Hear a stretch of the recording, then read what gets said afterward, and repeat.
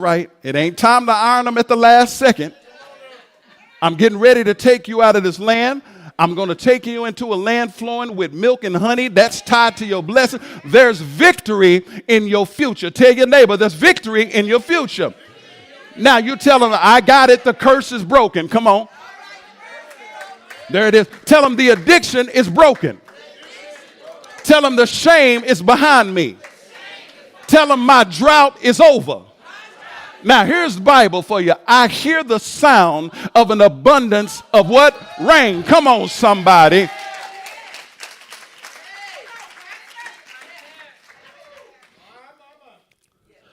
Nobody can sing and shout when you're crossing over. That's a lie.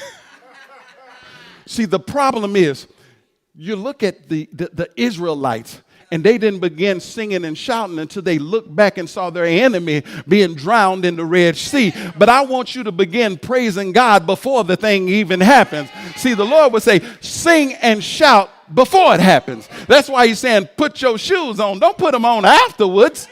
Come on, get your garments in your hands. Isaiah 51:11 says it like this. Therefore, the redeemed of the Lord shall return and come singing into Zion. It didn't say they were going to sing once they got there. They're singing while they were what? On their way. They're not waiting till they get there. When God says go, he says, I'm going to begin to return. I'm going to begin to restore. I'm setting you free from chains and the oppression. You got to be ready, but praise me in advance. I want you to start singing and have your outfits on and ready to go and sing even before you get into it. Come on, somebody. How am I going to sing in a strange land? Easily open your mouth.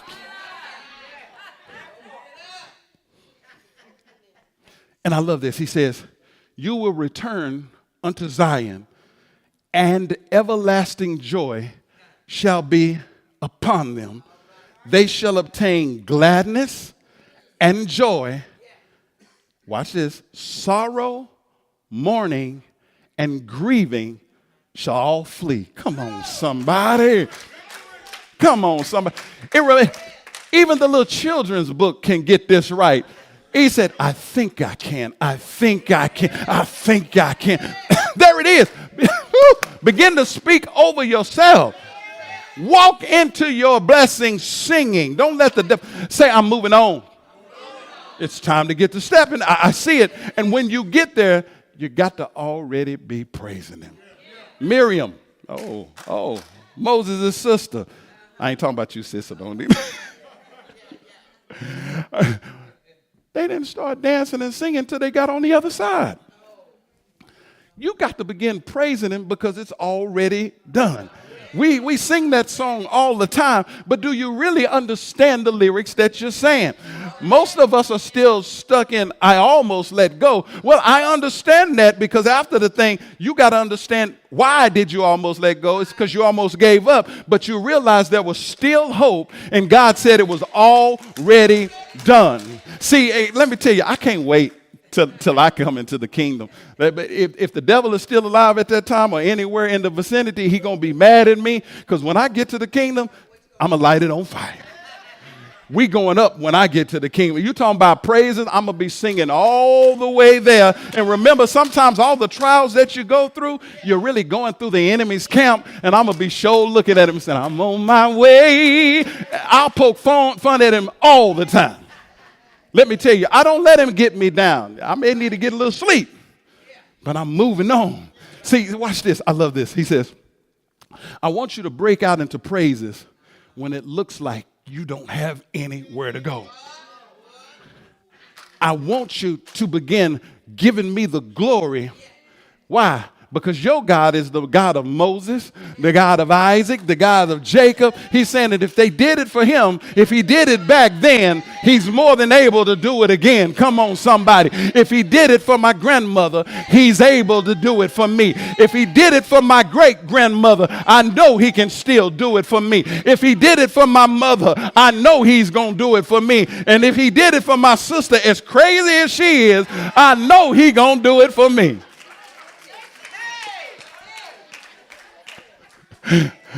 And watch this. Brother-in-law, you're going to get in trouble for that one. When Will Smith said something, when he said something to Will Smith's wife, stand up for your wife. Well, you better not come hit me.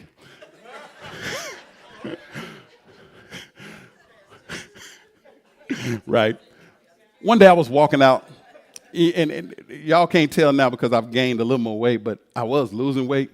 I would run every morning and walk, and I found this stick out in the little wooded area, and I liked it. I threw it in the back of my truck, the truck that I love so much with the really big tires on there. Whew, I love those big old tires, and I got it like that. I think I love it. So I got these big old tires, and I threw it in the back of my truck. And all this time, I forgot about it until I began working on my sermon. When I began to put the grill in the back of the truck, I said, there go that big old stick that I found. And it never hit me that it was in the truck until I started working on my sermon. And I believe what God is saying is, I'm giving to each and every one of you a rod of authority that all you have to do is have it in your hand, and any Red Sea will begin to part in your midst.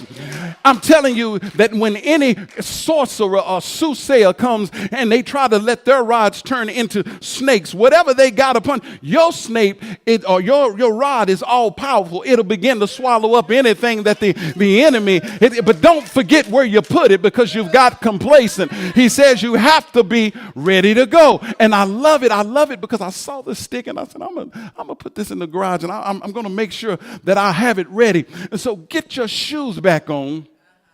And I'm trying to preach somebody into faith this morning. Get your staff in your hand.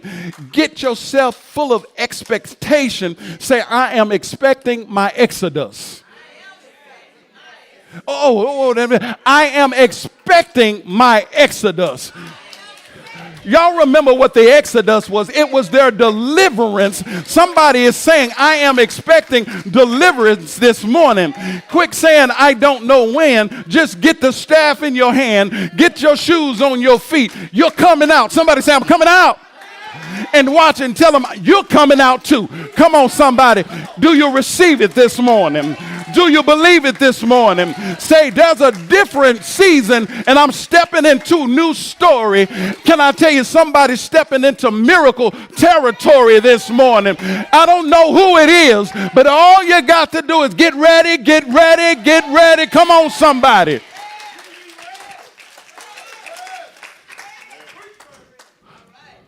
You got to be mobile. You got to be mobile. That means you can move quickly at any time. I'm headed to a new place. There are too many people walking around here barefooted. Come on, somebody. You made yourself comfortable in your hurt. You made yourself comfortable in your bitterness. You made yourself comfortable in your unforgiveness, and that's what's going to get us right here. You made yourself comfortable in your misery. You've made yourself comfortable in your depression, and you don't expect anything to change. But can I tell you that I got a change-making God, a miracle-working God, and we're getting ready for the Lord to come and move us on into a new place. I'm not staying stagnant. I'm not staying here, but I am going to leave this place.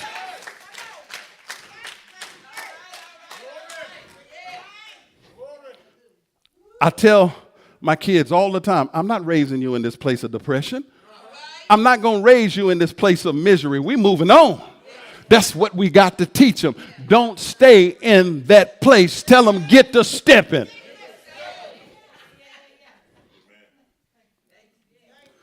I want you to make this statement this morning, and it's concerning your land of bondage. I don't know what you're bound in or bound in. Only you know. But I want you to say in your heart and in your spirit, I'm done with this place. Come on. Somebody say it like you really mean it. I'm done with this place. I'm sick and tired of being sick and tired. He says, eat the meal. Listen to what he said. Don't get stuck, but move with haste. Come on, somebody. I'm sick of these lands or this land of problems and all the things that I've been dealing with year after year. I'm simply sick of this place. I'm sick and tired of being sick and tired, but I am going to move into a new season because God says, get ready, get ready, get ready. Tell your neighbor, get ready, get ready. Anybody feel that in your spirit this morning? Anybody feel like it's moving time? He says the end of something is simply the beginning of something. And it's the beginning of bigger things, better things, and the beginning of better things in a new season. Come on, somebody. It's getting ready to happen, and it's going to happen suddenly. I don't know where we're going, but I got my shoes on, and I'm ready to go. And wherever he goes, his angel will go before me. Come on, somebody.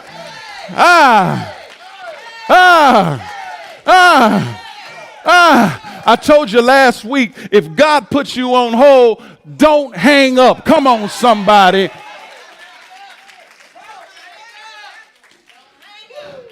I'm moving out my old house. I'm moving from my old friends. Come on, somebody. I'm moving to a what? Come on, somebody. If you're ready to go, tell the Lord, I'm ready to go. I'm ready, I'm willing, and I'm able. We're going to break chains off of families. Come on, somebody. We're going to have whole families moving up out of the hood. Come on, somebody. We're going to move on to heaven's golden streets. That's all come on. I'm going to stop. But it's moving time.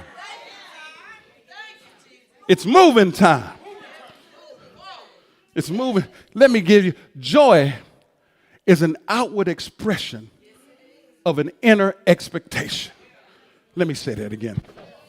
Joy is the outward expression of an inner I can't get it out. You know what I'm trying to say. Expectation. It's an outward expression. I'm going somewhere. Breakthrough is coming. It's time to move on. Get your shoes on. Get your spiritual staff in your hand and give God glory. Get your garment fixed because it's time to get to stepping. Come on, somebody. Give a great God a great praise in this place. Somebody this morning is stuck. Somebody is comfortable in their situation. Somebody is going to leave here and light up a joint, but can I tell you, don't do that. Somebody's going to leave here and turn up and take it to the head. Don't do that. Hold on. Change is coming. As our ministers are coming. If you are stuck in a place and you are ready to move, I dare you to come down here. Matter of fact, it ain't just them. I want the whole church at the altar. Where are the children? Bring them to the altar.